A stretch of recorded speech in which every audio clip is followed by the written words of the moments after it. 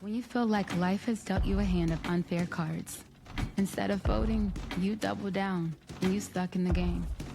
You faced battles, you felt broken, but hey, do us a favor, put your hand on your heart.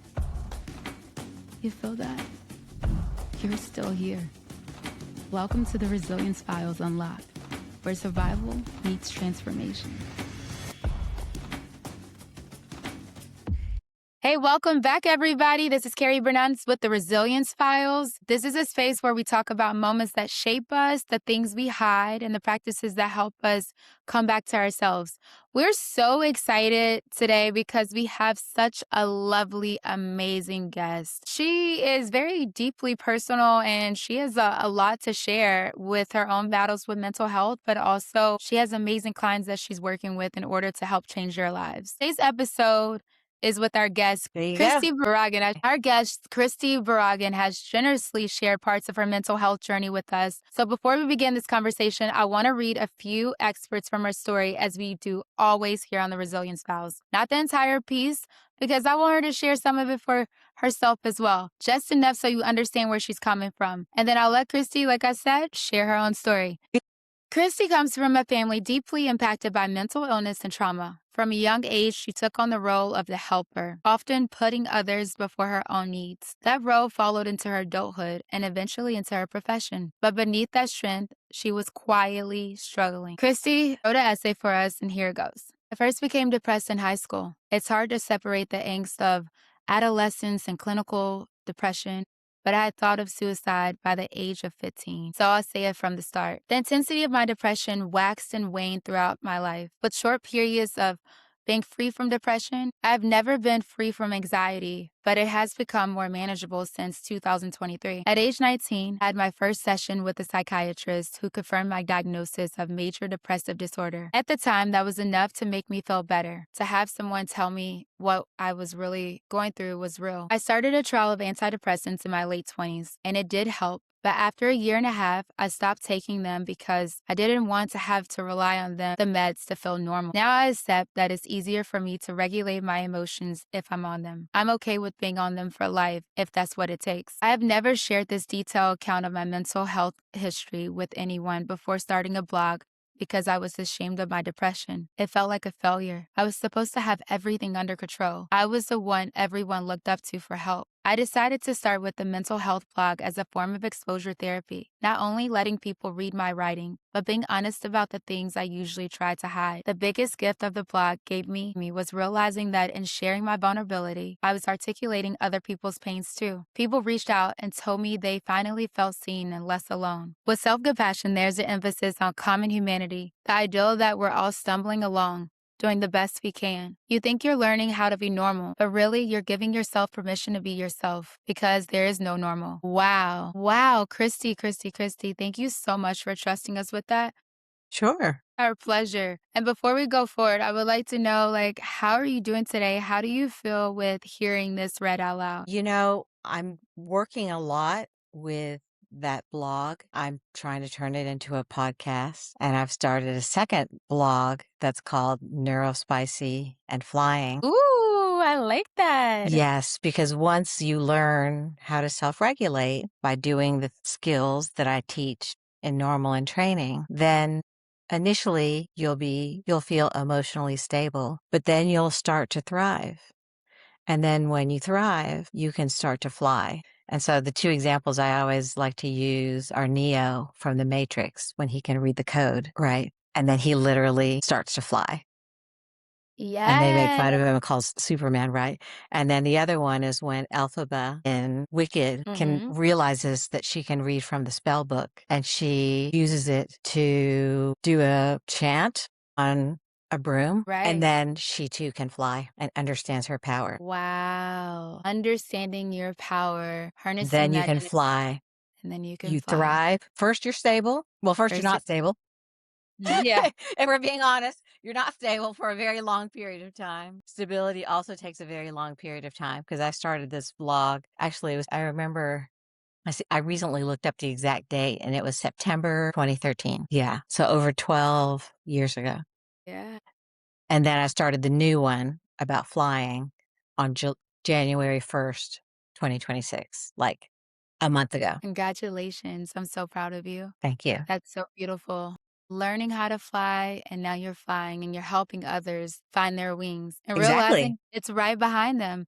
But sometimes they It's right can't there. see it because so much in front of you, so much chaos or noise or distractions or Exactly. External and internal. yes, I love that. Thank you so much for that. You talked about becoming a helper early on. So, what we love to do on the podcast is hear about before people learn to fly and then their steps of being on the training wheels and then taking off. So, early on in life, in your early years, you were saying by the age of 15, you were still the helper and you were the people that your family relied on. Can we talk a little bit about that? When did you realize that you were the helper? And then when did you realize that the role was costing you something in your own growth of understanding who you are? Actually, there is a memory that stands out. So I am the oldest and I am Yeah. the only girl. Wow. And the females are the caretakers, right? I have 3 younger brothers, and I remember we had gone out and done something, and I can't remember what it was. It wasn't anything too wild and crazy, but my brother is 7 years younger than me, and so let's say that it happened at 15, that would make him, what, 8, I guess? Hmm. And my parents got upset with me because they said that I should have known that that was too late for him to be out of the house doing something at night. Again, that wasn't, I don't know what we were doing, but it wasn't shooting up drugs, Right. drinking or anything because we were all pretty straight laced kids who, didn't get Hmm. into trouble. But it's like I should have known. Like I didn't realize that was my job. That's my job to make Right. sure that all of my brothers that are okay, that I make the decisions that a parent is supposed to make. Is that what you're saying to me? Right. Because this is news to me. That was not in my contract upon being born. Do you know what I mean? I don't remember signing any documents indicating that that's what I was supposed to be doing, but apparently it was. And that was an unspoken rule that I just discovered after they got upset with me. Yeah. Yeah, it's always the oldest. We are the most responsible ones. I'm the oldest too. So, yeah, you have to be the one. Your parents are like, "No, if I taught you, you know you were supposed to teach them." It You were becomes that supposed to, you were supposed to yeah. know Yeah, you have that 8-year-old kid imaginary can't be relationship. outside, I don't know, watching fireworks or something. It was something like Yeah, that. You know what I mean? yeah. When did you realize being in that role costed you your own, like, childhood or when you felt like you lost something because you were dealing with a lot battling a lot yourself? Because you were also mentioning you were suicidal at a young age. Yeah. I didn't realize it back then because I just accepted it. The things that used to make me suicidal back then were kind of similar. They all had to do with, and, my dad was really narcissistic. I mentioned he has bipolar disorder and he has trauma as well. And he also had an abusive father who, from what I can tell, was far worse. And he really felt like, okay, I'm not going to treat my children that way. But, The apple don't fall too far from the tree if you don't take the worms out of the yeah, apple. and especially if you're not in therapy, you're not on medication, you're not Yeah, reading any self-help books, you're not talking to other people about how do I not be this abusive man that my father was to my own children, right? And yeah. so I can tell you this will probably help you to understand. I remember the first time that my dad disowned me. I was 6 Mm, years old and I had been taking piano lessons for a year. They let me skip having to do the recital the first year because I was so close to having just started, right? And so this was right. going to be my first recital at 6 years old because I had started at 5. And we were at a small gathering of his friends at his friend's house. And my recital was the next day. And they were like, "Hey, why don't you play your piece for us?" And this was like, ooh, like this, and this relates to the neurodivergent piece, which I talk about, which maybe is too much to go into. But it's like, you can't, I mean, and if you try to do this with most kids, most people understand they're not that great at performing on the spot. They're Yeah, not like for you because I yeah. didn't even want to play it at the recital. But here he was, and they were like, and I sat at the piano, and I remember looking at the keys and really so wanting to be able to do it, and I Yeah. couldn't. And I couldn't do it. I remember staring at it, and then when we drove home, before I got out of the car, my dad told me never to ask him for anything again. And for him, that's the way I was saying, disown you. I don't love you because you didn't perform for me. And so I went into my room and I hid under the bed. And that was just the first time that he did it. He's done it 2 other times, I think, since then. And that was just with me. He's done it with all my brothers too. I'm so But sorry that you but had to. not over something so trivial Yeah, you were 6 years old, and that's a lot of pressure to ask a 6-year-old, and that I'm to so sorry. perform on the Yeah, spot. That was the message. When I say perform, you better perform. wow. I'm sorry, and it seems like you're still carrying that weight of you. What is your relationship with your father right now? Now he's 85 years old, and I'm trying really hard to have a relationship with him. It has a lot of boundaries around it. He's not allowed in my space. He's not allowed to call me, but we do make an effort to make sure that around his birthday and around the holidays, we go and we made up at a restaurant. I've only recently allowed him to follow me on social media because I didn't mean to be doing it for him, but I was just posting these positive messages about Christianity as a way to protest the way that Christianity is being depicted in our country, to show examples of what Jesus actually wanted us to do and how to live our lives. And for some reason, this has really resonated for him. And I thought, oh my gosh, I finally found a way. I finally found a way to get through to him. And he's remembering that at one point he told me, I remember when I was 17, that he was a servant of God. He's a physician. He was a physician. And he said his purpose on earth was to be a servant of God. And I thought, thank you, God, because this is the way that you manifest things. You say, tell me what the first step is. And without knowing what it is, you commit to taking it. And that's what Yeah. has changed my life in this past 6 months. And so I started doing it.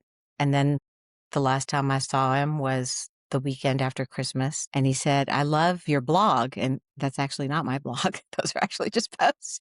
Those are actually just posts from these meditations that I read every day. But it's reminding him of, right, if we have an angel and a devil inside of us, it's reminding him of the angel. It's allowing him to listen to the angel to whisper in his ear and remember the part of him that believed that he was here to be a servant of God. That's so beautiful, Christy. I'm happy that your Instagram or blog, as your dad may call it, is sowing seeds in him and it's watering the growth inside of him that is there and the love of Christ. I think that's so beautiful. And he's 85, and I'm happy that you learned to set boundaries in you all's relationship in order for you to be able to grow and to fly. I think so often so many people limit themselves because they're afraid. And even the people that are closest to you, sometimes you have to set boundaries on like that. And You because do. they mean the most to you, but you allow yourself sometimes, especially when it's a toxic relationship, to stay there and it's sticky. It's like standing in sticky sand or mud, and you're trying to grow and you're trying to reach for them, and then you're pulling yourself down. And I think there's definitely some listeners that can also relate to that. Yes. I want to know, during that time of your life, you were 6 and you saw it happen to your brothers and it happened to yourself again, and you were struggling during that time, and a lot was happening internally during that season. Maybe you could take us from 6 until I think you were 15 when you got your diagnosis, right? No, I didn't get my diagnosis officially until my second year of college. Okay, okay. So I was maybe 19. 19. Okay. So maybe you can help some of the listeners today. And some people are on here as parents, they're listening for their own child. Yeah. And sometimes it's hard as people work and to recognize behaviors or how to support their child during that moment. What was going on internally in you to say that there has to be something else happening? Or what were you feeling at the moments? Like, what were your thoughts, if you can remember? Yeah. Actually, yeah, one thing, just to first go back to what you were saying about the boundaries. It's hard because obviously you have been conditioned all of your life to not have boundaries, Mm-hmm. right? Now I'm Filipino, which is why it's hard to pronounce my name, right? And so there's this other layer of that where culturally, as someone who is Asian, you are supposed to listen to your parents and do whatever it is that they say. Now, that's one of the difficulties of growing up in the US where you had parents who lived in the standard. Both of my parents became doctors because their parents told them to, and that's not what they wanted to do, right? So not only are you having difficulty, even if someone is giving you permission and saying, yes, set boundaries, set boundaries, set boundaries. There are people in your community who are saying, no, no, that's disrespectful. Don't say, how can you do that? They're your Mhm. parents. They Yeah. care. They care about you. Mhm. Honor thy mother and father and all of these Mhm. things. And so it's actually a very, very difficult task to do when the environment that you're in is also advocating against your mental health. So Absolutely. So then that's a good question because you're 100% right there. What age or when did you decide enough was enough and boundaries would needed to be set? very late in life. I mean, this is kind of another crazy story, but my brother was, let's see, maybe I was 56 years ago. No, it was more than that. I was in my late 40s. And my brother had gotten depressed because, like I said in that part that you read, he decided, okay, I don't want to be on medication all my life. And he stopped taking them. And then the same thing happened to him that happened. And this is always what happens. He got depressed. And then he had just received this award at work for his job stability for 5 years. And he got so depressed that he couldn't function. And they were so understanding and didn't want to lose him, but he was so ashamed that he ended up quitting. And he ended up moving back to my parents' house. Just with the little I told you, you can understand how Yeah. disastrous that was, right? And so while Yes. he was living with them and they were not respecting his boundaries and putting all of these insane demands on him to regulate their emotions and to regulate their interactions, their conflict with one another, he had a heart attack at 40. No. And so the night before, I finally got to talk to him, and I was like, when you get out of the hospital, don't go back home. Right. Don't ever go back home again. And so then he was like, what? I got to do this surgery soap and this and that. And I can't think about this right now. And I'm like, they are the reason that you are having a heart attack and you are not to go back home. And so it's like, be careful what you wish for, right? He didn't. And he came in to move in with me. And so then for 5 years, that became an additional burden on me.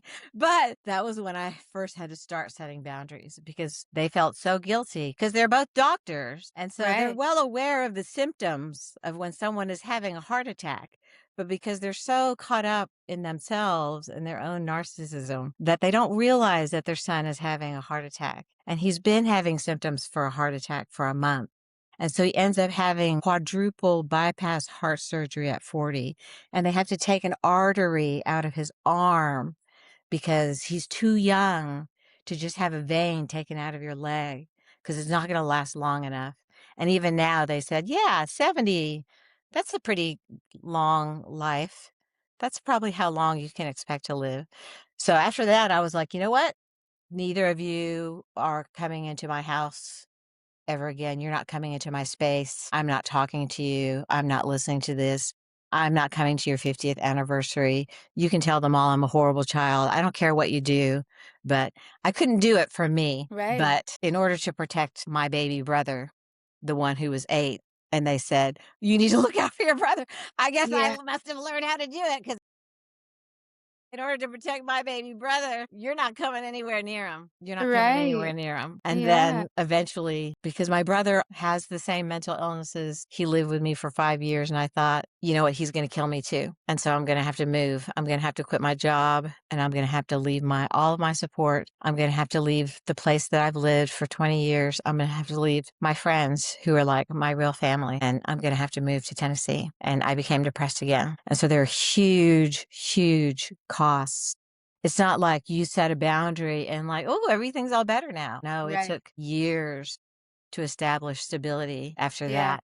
And I hit probably the lowest low I have ever had in order to set that boundary and be like, all right, that's it. You know what? I have to have space from all of you. Yeah, absolutely. You set boundaries, you allowed your brother to move in with you for 5 years, realized that he was going through major depression, he had to go through the whole surgery, all of these things, and No money, couldn't make a living. no no No one money, else from the family was supporting him but me. no one else supporting you, and you were already dealing with, and at that time, we are skipping, FYI listeners, we're skipping along to you'll see where she is at today, but you are already successful in your career at that moment, and you already graduated college, you've already found the medication that works for you, you regulated yourself, you were in a healthy, good mental health standpoint prior to him coming along. And not that he was dragging you down, but sometimes carrying the weight of someone else's bag can also lead you into a depressive or a mental health crisis yourself. Yes. I want to talk to that because I think that is such an interesting point because,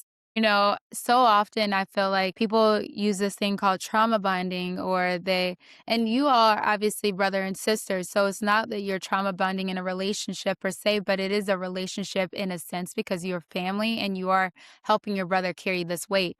But when you're carrying your own weight and you're carrying someone else's weight, it's easier to be drugged down and to Yes. start getting more exhausted, tired, lack of rest. So talk to us on when did you realize that it was important to get your brother his own help and you to go on your own because of your own mental health? Right. Well, I can give you the analogy first of how I felt during that time. Yes, I please. felt like, and this is always the way that it feels in those transitions, when a relationship ends or a job ends or something ends.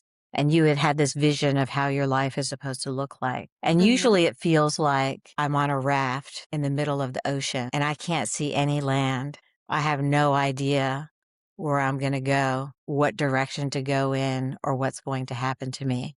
But when I was taking care of my brother during that time, it was like I am a boat and I can see the shore and I'm almost there, but the boat is so heavy. There's so much on there that I'm throwing stuff off left and right, as many things as I can to get rid of it so that I can try to make it to the shore.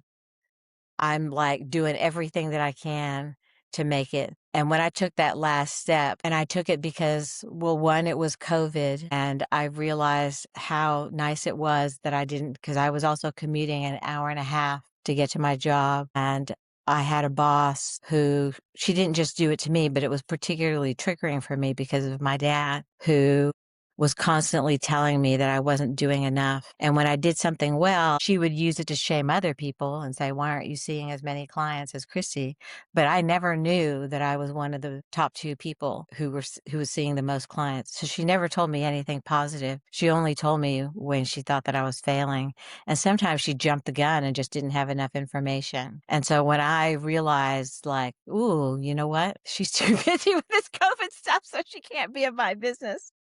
Yeah. And I could do virtual therapy and I don't have to commute. And I could begin to envision a life where my practice could look the way that I want it to look, which is the way that it looks now, right? Where I'm doing virtual therapy and I don't have a boss. I'm self-employed. And so I can do whatever I want and take ever however much time I want and start whenever I want and end whenever I want. And I'm still a pretty tough boss, but I'm nowhere near as tough of a boss Yeah. as she was. And I think I'm a pretty good therapist too. Yeah. And I don't know if she thought that I was or not. I have no idea because she would have never told me anything positive. So that was one thing. The other thing is that my brother was in a manic episode and he was doing things at work that could have really gotten him into a lot of trouble, could have gotten him in trouble with the law, could have gotten him fired. And he knew that I didn't approve because he knew that what he was doing was wrong. But this is what people who are narcissistic do. They project their vulnerabilities, their weaknesses, and their mistakes onto you, and they blame you for it. And it's like, you know what? All I've done for the past 5 years is to save your life, and you're going to turn around every day and yell at me because you're making these stupid decisions that are going to ruin your life. It's like, that's it. And I couldn't get him to move out because I could barely get him to freaking clean his room. Do you know what I mean? To sell the Yeah. house. So I was like, I'm going to leave. I'm going to move. I'm going to drop everything that I have, every resource that I have to save my own life. And I'm going to move to Tennessee. Wow. Girl, you moved, left him in the house, or did he just eventually move Well, out? he had to because he's not going to be able to afford the house.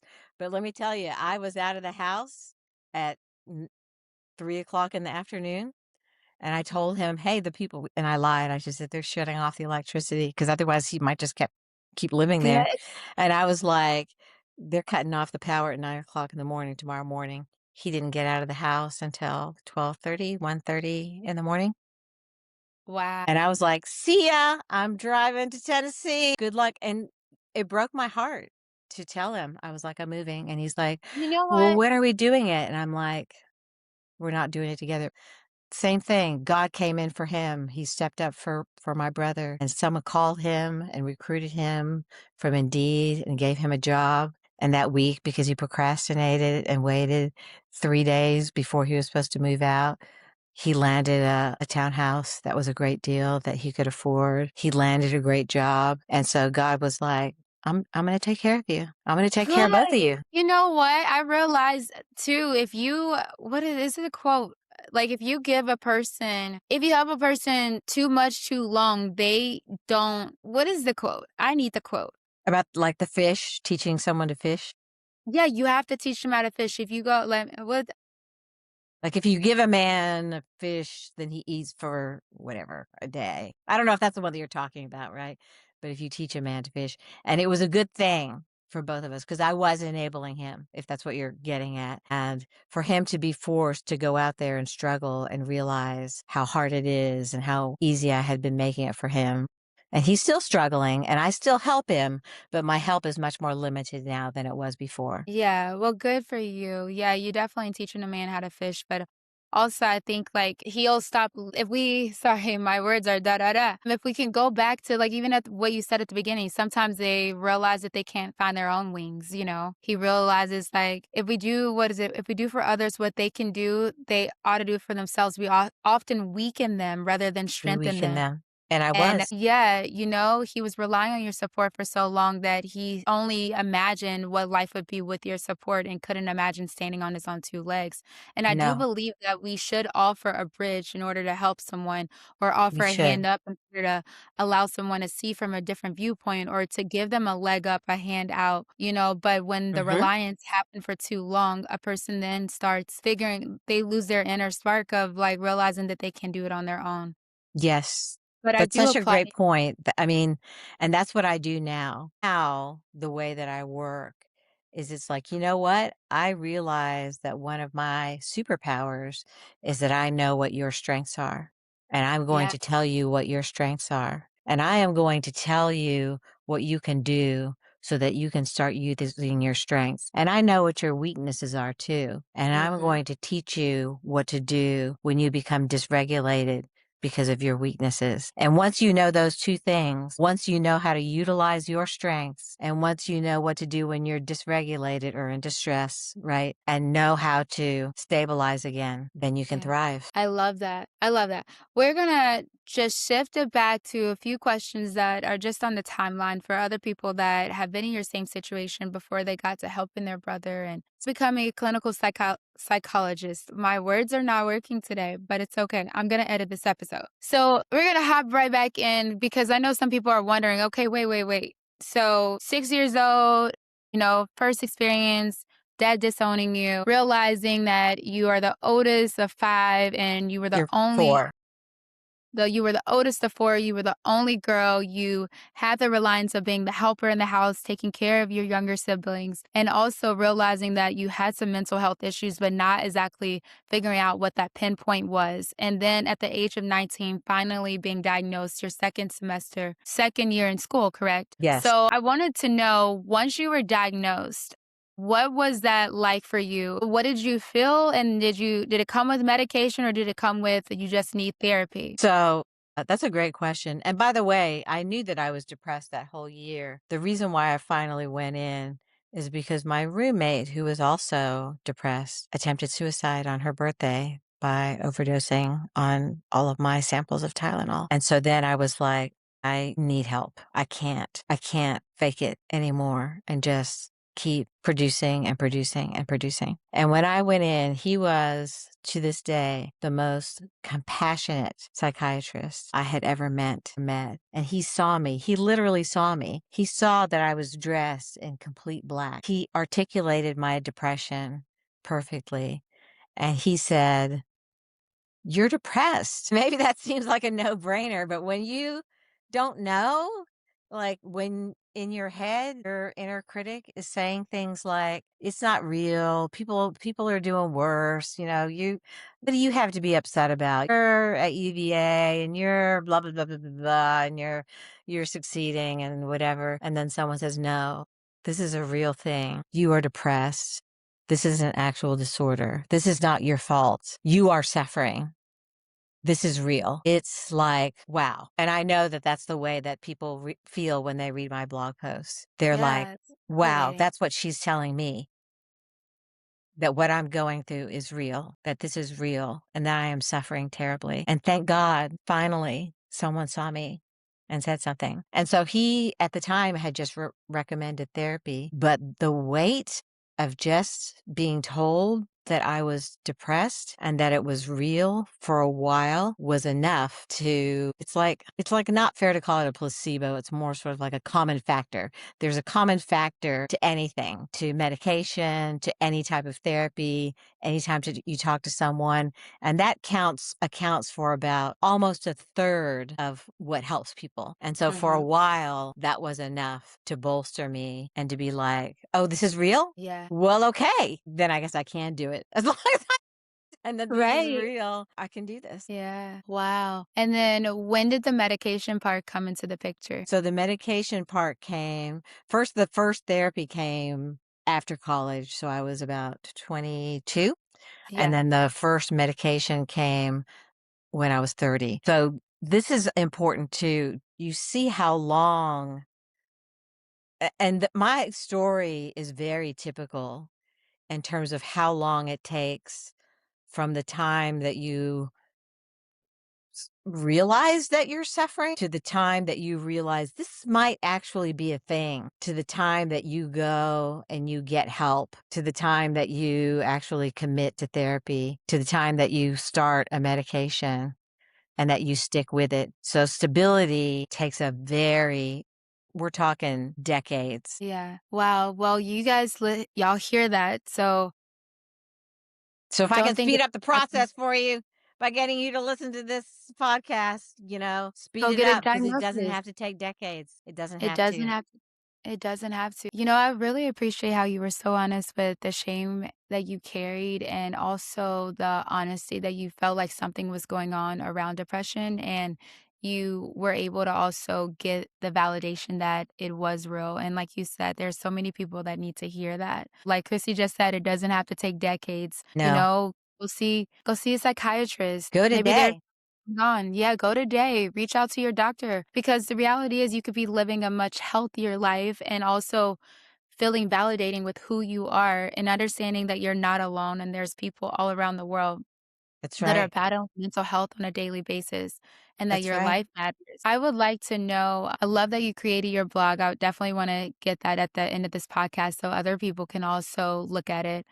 I love that you have been putting into words on how you feel and it's validated on how others also feel. I wanted to just shift really quickly and ask you what made you want to go into the field that you're in today and how does you going into, being a PhD psychologist affect you with also your own mental health? So, this is actually one of the interviews that's on my Normal and Training podcast. I have my niece interview me. And so she asks me the Yeah. questions that people often ask me. But when I was in high school, I knew that I wanted to be two things. I knew that I wanted to be a writer. At least I wrote an essay saying that I wanted to be a writer. And I knew, no, I did want to be a writer, which is why I started the blog. And I knew that I wanted to be a therapist because I was used to people coming to me. They sense it about you. Do you know what I mean? It's just a quality that you have where you talk to people and they know that they're going to be seen and heard, and they know that they're going to be listened to, and they know that they're not going to be judged. And so they sense that you're safe.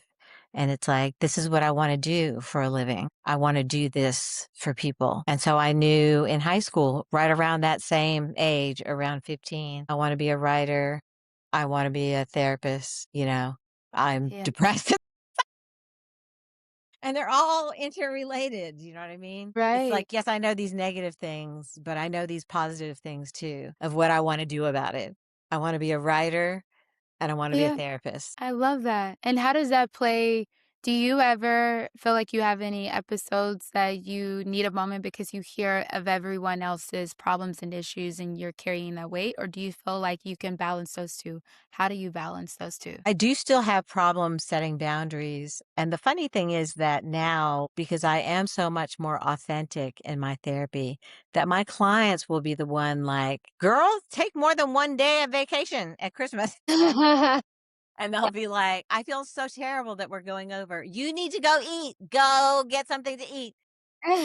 Which is like, that's probably not good, and if there are therapists out there who are listening, but, for me, it's common Therapists humanity. are people too. It's a common Therapists, humanity, right? it I'm taking is. care of I you, and they're taking Yeah. care of me, and we're taking care of each other, and that's the way that Yes. I do therapy. I don't You see call anything me wrong with out, that. and you tell me I'm not setting a boundary, and I will call you out, and I'll tell you that you're not setting a boundary, and we are committed to making sure that we take care of ourselves and that we take care of one another, and that's the I way I love do that. my work. Yeah, I don't see anything wrong with that. I'm sure the majority of the session is not that discussion, but I also believe like we're human and we know that therapists are human and Yes, everyone's through. And right now, with the information overload and also so much unfortunate events happening around us, it's normal to also be like, hey, I know you're human and you watch TV or you go outside and you see things happening too. Are yes. you okay? You know,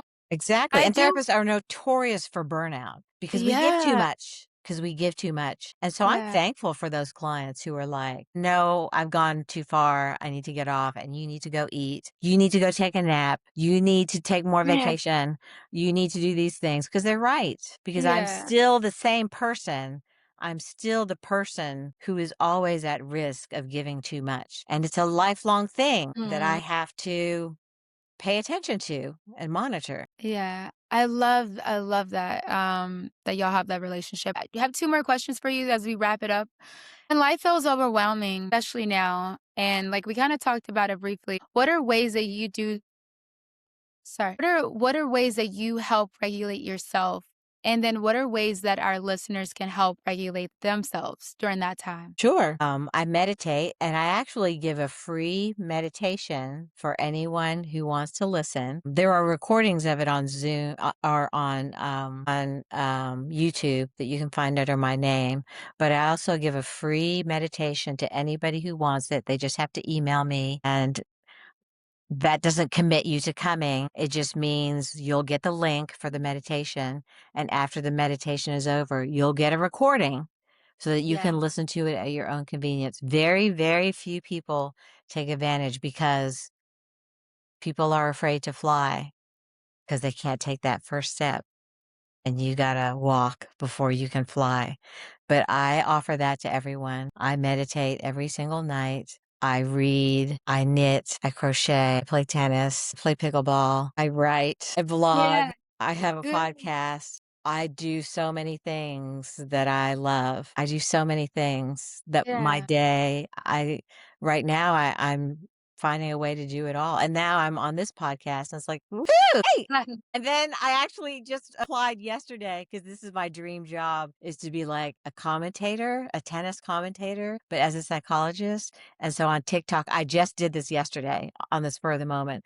They're like, "Hey, enter this contest to," and then I keep getting, I don't know anything about self promotion because really I'm doing it all to help people. And so I'm not that concerned about making money. I just trust that if I do what I'm here on earth to do, God's going to take care of me, right?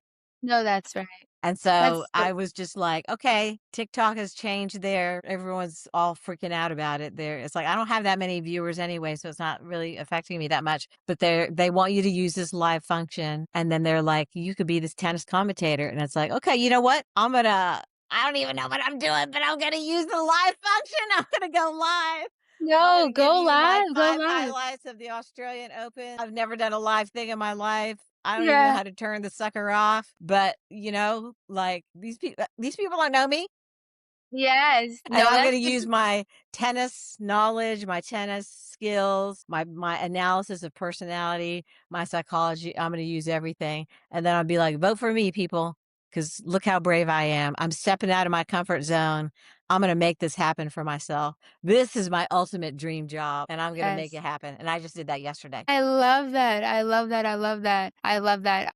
Thank you so much for sharing your resiliency story. I think it's so beautiful. And wow, you guys, like, this episode has been so many gems have been dropped and so many nuggets of not only like you're doing right now, taking courage to really step out of your bounds, but also finding that balance. If you need to regulate yourself, finding something that you're passionate about, that you absolutely Exactly. love. Also, it doesn't have to take you decades to be diagnosed. Go see a No. psychiatrist today if you feel like you're Today. battling depression and mental health. Our guest here, Absolutely. Christy, has shared with you so vulnerably, like even the disassociation with her father at the young age of 6, and just to see where she's grown now to being a psychologist and helping other people with their mental health battles. So if you hear this episode, just know that you're not broken. You're not normal. You don't have to be ashamed that there No. are people out there just like you, and you are perfectly made the way you were supposed to be made. You just might need a little help, a little validation so you can Yeah, get the